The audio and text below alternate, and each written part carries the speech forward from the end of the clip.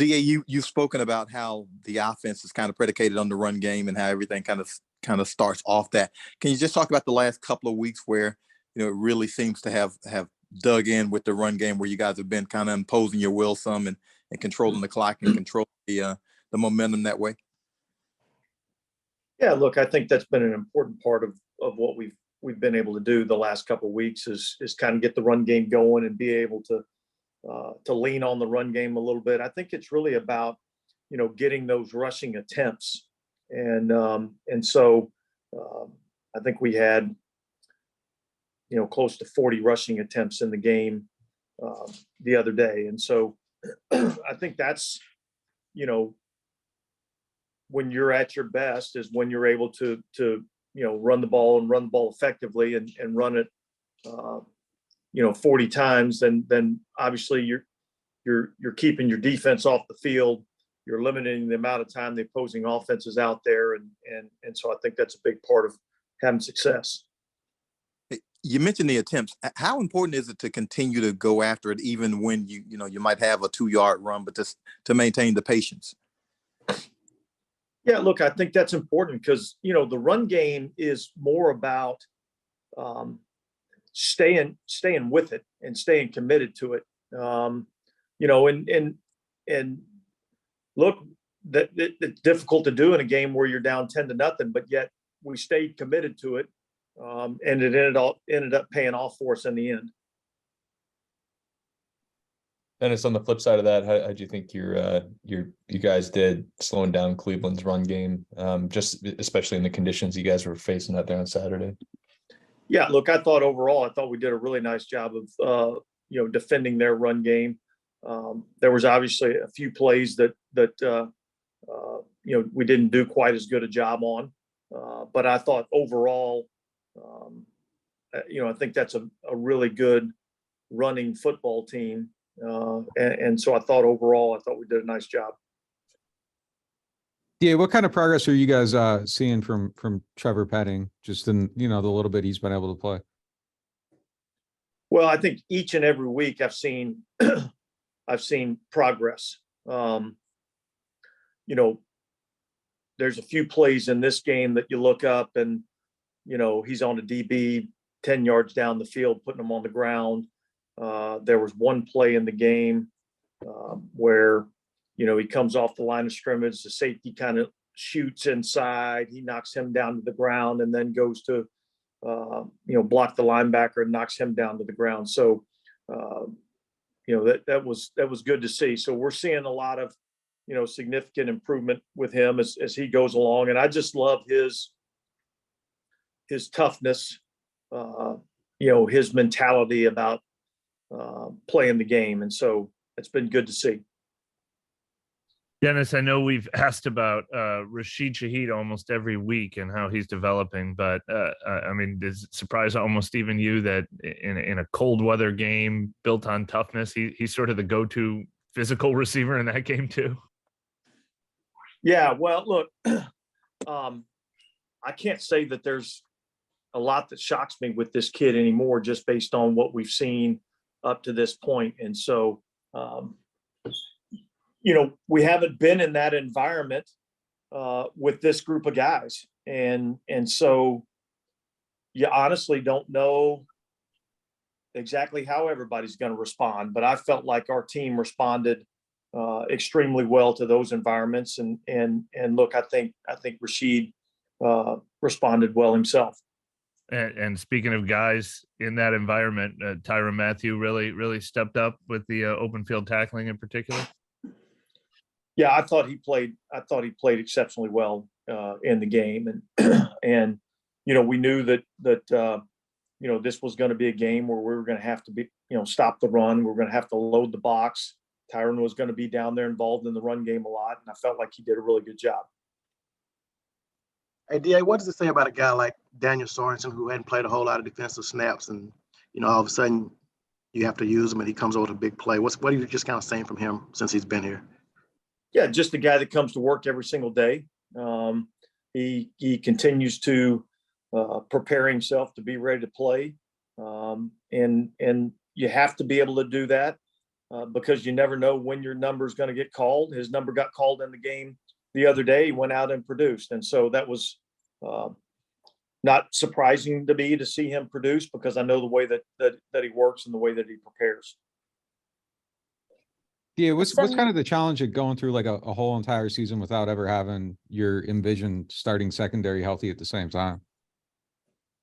Well, look, I think probably the biggest challenge is just all the communication. I think when you look at offensive line, defensive secondary, there's a lot of communication that has to go into those units being successful.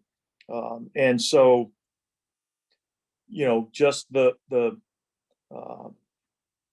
differing parts each and every week, obviously makes that challenging. But we've had some guys that have really come in and stepped up when called upon. We talked about Dan Sorensen this past week. Alante Taylor's a guy that stepped in when he's been called upon to come out and play, and he's played exceptionally well. Bradley Roby's a guy that over the last few weeks, I think, has done some good things for us. And so it's just, I think it's a testament to our guys to continue to work, continue to fight, and continue to get themselves prepared and ready to play. Yeah, no, we've probably asked you a number of times over the years about not knowing which quarterback you're going to face in a given week, but Hurts versus Minshew, does that put as much variety into your game planning as you're going to see in this league? Well, yeah, look, we're kind of we're getting into the Philadelphia plan right now. Everybody was off yesterday for Christmas, getting an opportunity to spend Christmas with their families. And so, we're in today putting the plan together for Philly. But look, I thought Minshew did some really good things in the game yesterday against Dallas. And so, look, I think we have to prepare for the offensive scheme, number one. And really it starts with their ability to run the football. And then we've got to understand who the weapons are they have on the outside and how they can attack us in the passing game with those weapons on the outside. But yeah, certainly, kind of two different style quarterbacks, but yet both have had success in that offense. They scored 34 points yesterday against Dallas. So didn't seem to be much of a challenge for them in terms of getting some offense. Hey, Alvin's stops at the receiver spots have been significantly lower than in previous seasons. Is there a reason that he's not getting moved around kind of the same way that he used to? Start with the opening of that question, because I didn't quite get it. Alvin's snaps at the receiver spots outside and in the slot, they're like significantly lower than in previous seasons. Is there a reason that he's not getting moved around kind of the same way that he used to?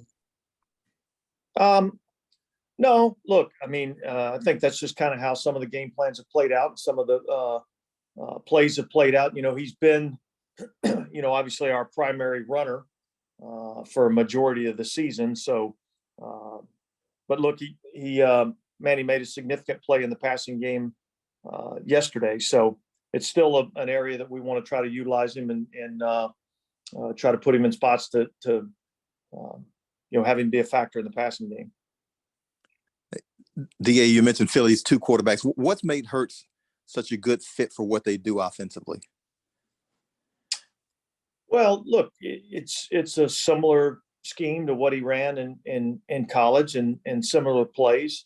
I think his ability to run with the football makes it really challenging with this offense, because there's some things that you can do from an offensive standpoint to gain numbers, knowing that your quarterback could pull the ball and run it, at any point in time. And so they run the ball really effectively. And so that opens up some things in the passing game with some of the play action passes. And I think he's really improved as a drop back passer with where he's at now to where he came into this league. So he's playing an exceptionally high level, an MVP candidate, and rightfully so. Dennis, I know that you said you were off yesterday for Christmas. I hope you had a nice dinner with your family or whatever. Did you have a chance? Do you watch football? And since that game was on in prime time last night, did you find yourself watching it? And I know you all are just focused on what you can do, but maybe pulling for a certain team that may need to beat another one down the stretch here at all? Well, look, there's no question that I was hoping that Arizona was going to pull off the win last night. You know, but you know, you watch football, and really probably watch it more from a coaching perspective and look at that, you know, decision making, things of that nature, probably more what you're looking at than just trying to watch it as a fan's perspective. Chase Hansen received his first defensive snaps this past weekend. What'd you see out of him? Yeah, in look, that I thought Chase was solid overall. You know, I thought he went in there and battled and fought and, you know, was involved in a few plays, some things that he's got to clean up, but yet, you know, I think for the first time, I think that's the first time he's taken any defensive snaps, or at least any significant defensive snaps. And so I thought overall, I thought he played a solid game.